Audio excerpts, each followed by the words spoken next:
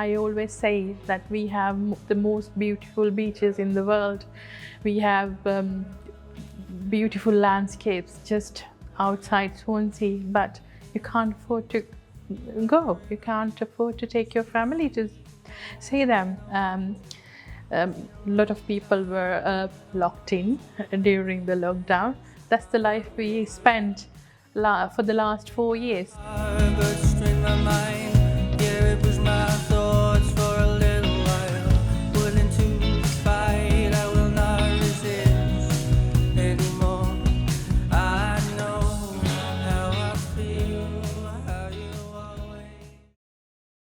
The asylum seeker claims system is just a complete mess. There are far too many bad decisions made hastily. It's like a lottery. Everybody says it's a lottery, but it's a lottery in which you stand to lose an awful lot. They said you're gonna have to go, it's not your choice, you can't choose where you're gonna go and stuff. They're quite strict, you know, like when you're an asylum seeker, you feel like you don't have the power. And especially like these days, you feel like whoever has the power can do whatever they want. But then being an asylum seeker, you feel you're under pressure and you're gonna have to go what they've chosen to do. So it's like them choosing your life and where you're gonna live, where you're gonna end up. You can be working with someone and then suddenly you realise they're not been in for a week and you actually never see them again or never hear from them again. Human being needs the same dignity, whether it is one person or 1 million people. Without that, that human being ceases to be a human being. Months, years waiting for decisions, being called liars, being made destitute if they fail, all sorts of terrible things. Plus, of course, people's attitude towards them, which is one of the things we really exist to improve on. And from the point of view of City of Sanctuary, I think the big issue is that most people don't know much about asylum seekers and haven't met them and not particularly even aware of anything apart from what they see in the newspapers.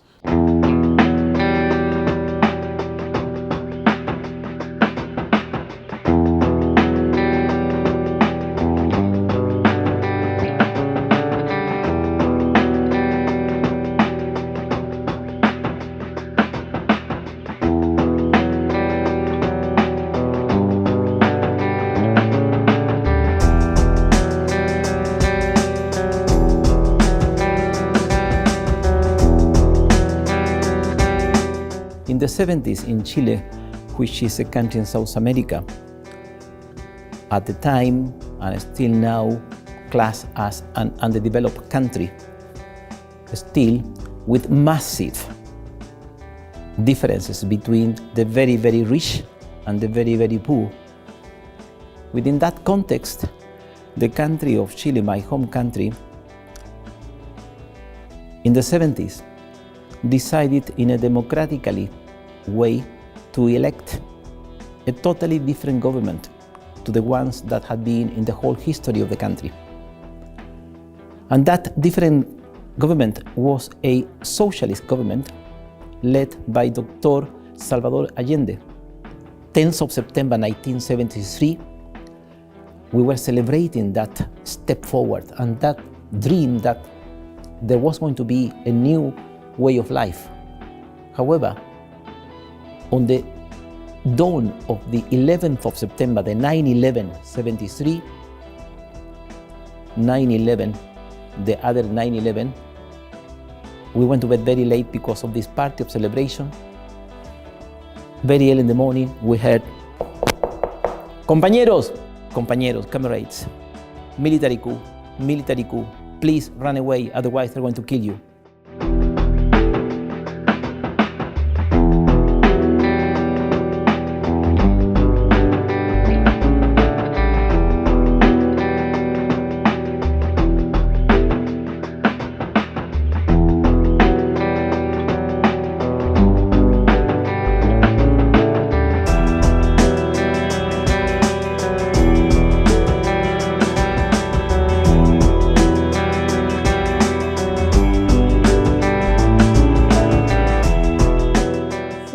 basically my parents are originally Kurdish Iraqi, but then when they used to live in Iraq, they had problems and stuff with the language.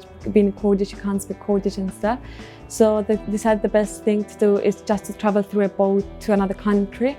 So when they went into the boat broke by Cyprus. So they had to live in Cyprus, the British area, for 20 years. And then after 20 years, after we finally got the passports and stuff that we fought for, we've decided to to come with the airplane to the UK.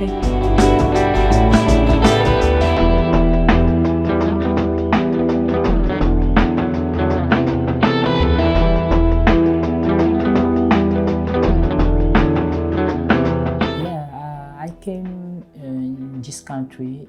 In back home, I was working in CINI. CINI is a commission, electoral independent national, and they organize election in back home.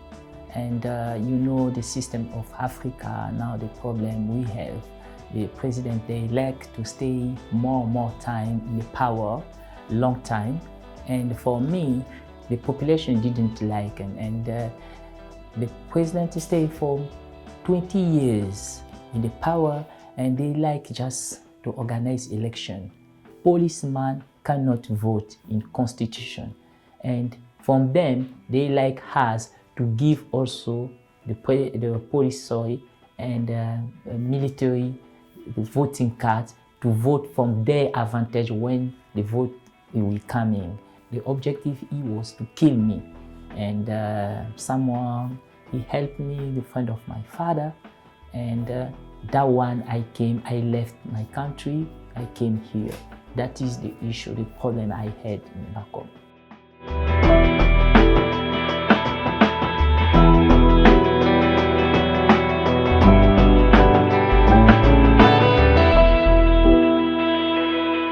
When I was in Pakistan, the life were very, very upsetting because of the family's issue. I was not able to go to school all the time, and I was in like dark all the time, just thinking that, you know, if I were to go out of the house, people will kill me because, you know, I've been threatened from my family members that if you go out, if you do anything, we will just kill you. My desire to stay here and seek asylum really was to protect myself and the children.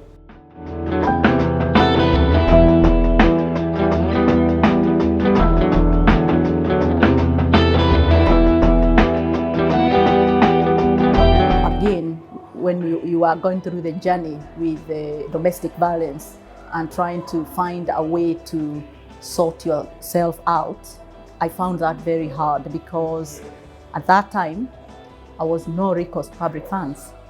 So it was difficult to find somebody who will take me in as somebody who is no recourse public funds. And it wasn't clear what someone who is no recourse public funds can also access, so what side of support.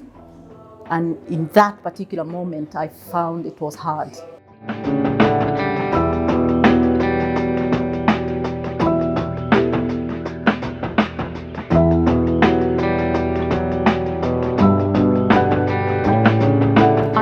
Follow my husband who was escaping from threats back home. So I had to leave everything behind, and the job that I loved and which I thought for the job for the life.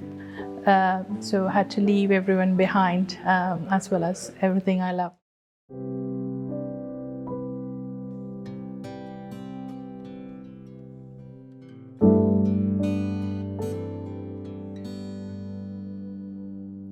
At the end of the last century, the government announced that they would start dispersing asylum seekers. There was a lot of hysteria about asylum seekers at the time, and so this new policy was adopted to send asylum seekers out all over the country, all over England, Scotland, and Wales. And Swansea came up on the list of places.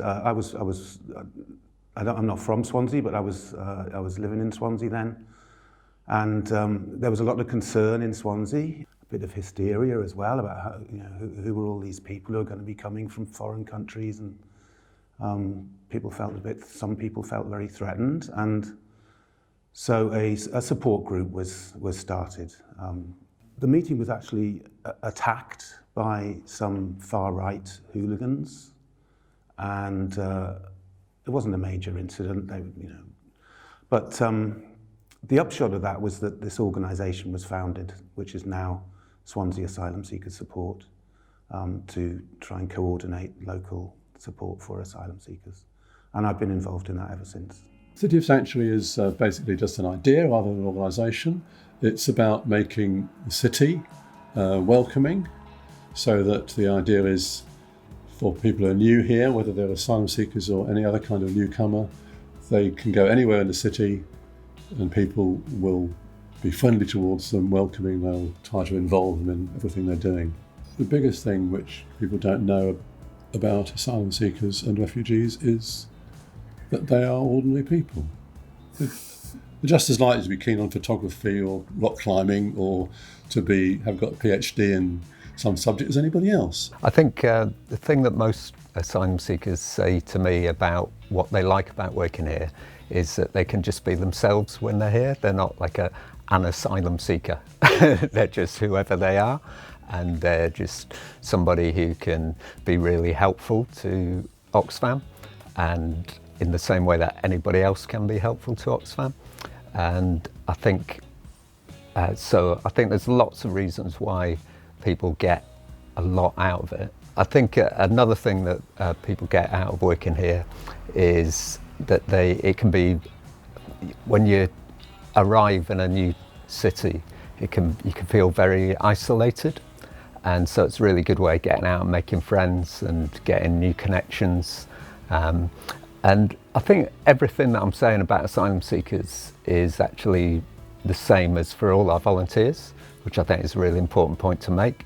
So asylum seekers get life experience, work experience, friends, unity, get to meet people, but then that's just the same for everybody else as well.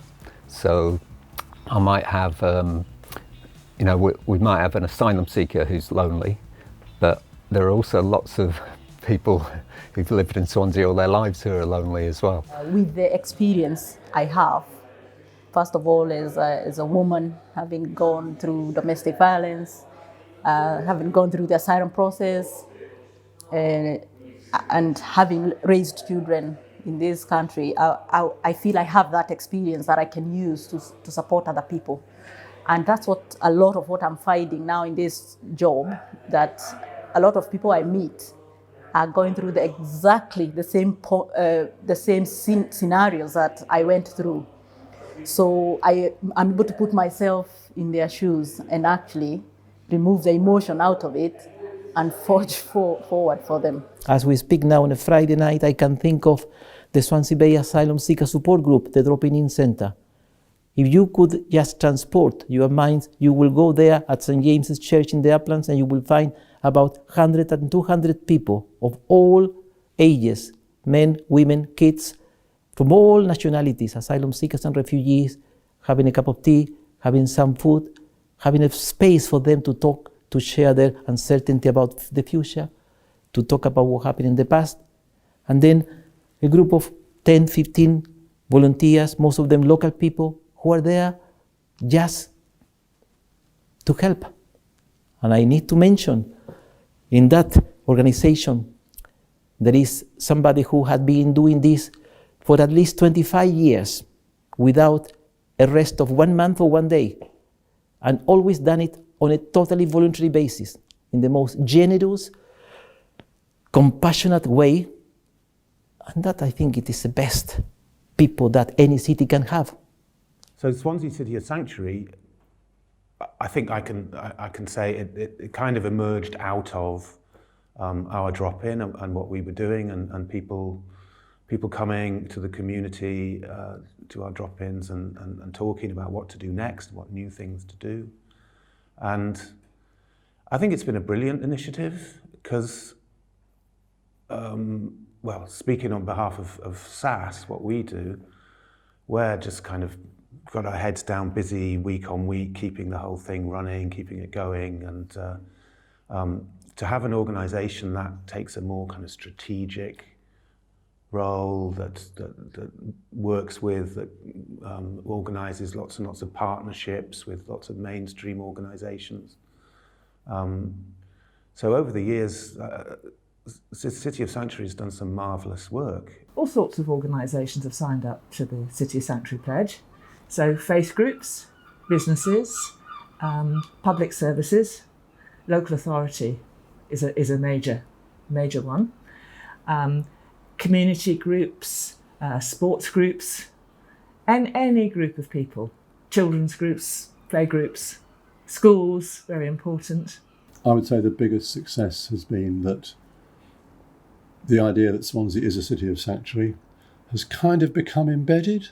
So if the mayor or the leader of the council or any of the local MPs is making a speech, I mean, as long as the topic is at all relevant, they're very likely to say, I'm proud that Swansea is a city of sanctuary. And that means that if you're employed by the council or if you're in any role in Swansea, you know that it's your own impulse to be friendly towards newcomers, but you know that it's the right thing to do, and that it isn't. You shouldn't be going along with any of the hate speech you might hear elsewhere. Another important thing is that because asylum seekers are just ordinary people, they all want to be active, and they have a lot of time to spend waiting for a decision, and they really are mostly looking for opportunities. They would like to have opportunities for meeting people, learning English, to volunteer. You will find asylum seekers volunteering with all kinds of organisations, and you may be an organisation that uses volunteers. Perhaps you haven't thought of the fact that asylum seekers could be not somebody you help, but somebody who volunteers for you. Absolutely. In some cases, they do both in the same organisation. People were there and they said that, we can help you. We will be supporting you. So they helped me to go to college. They helped me to, start volunteering with communities. So that's how I improved my language. I improved everything, the communication with people, the understanding, and talking with a different organization. That helps me a lot. The support which I had in Swansea, it was phenomenal, because all the communities were very helpful. All the people I met in Swansea, the organization and the communities, they support us all the time. The City of Sanctuary, East, Red Cross, and Unity and Diversity, and Fusion, and Waterfront Museum, and Women's Group, they all were standing with me with each challenges which I passed and I go through with the different problems, but they were always there to help me. And I'm very proud that I am part of this Swansea organization, and I'm part of this Swansea community where people are there for me, and they are always helpful and supported me with each problems. Mentally, it helped me quite a lot, because if I wasn't volunteering, I can't go out. I can't afford to go out. In Swansea, as you know, the bus fare cost is extremely high. You cannot go out as a family at all. So I thought, kids would be going to school anyway, so they would find company within their friends. However, we would be so isolated if we didn't go out. But when I came to Swansea, something was different. I don't know whether because now I had a bit of experience, or it's because there were more activities or more services than I had seen before. So being able to work with the African Community Center, then my world of network opened. So I was able to meet other women organizations, like those days. I don't know if you remember, Mune was very good, and women resource, and so Swansea felt a bit different.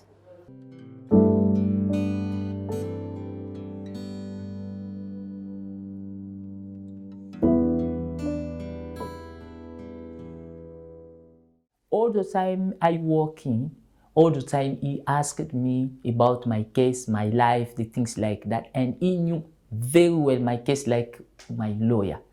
And he knows if I will not come in Oxfam, I will tell him.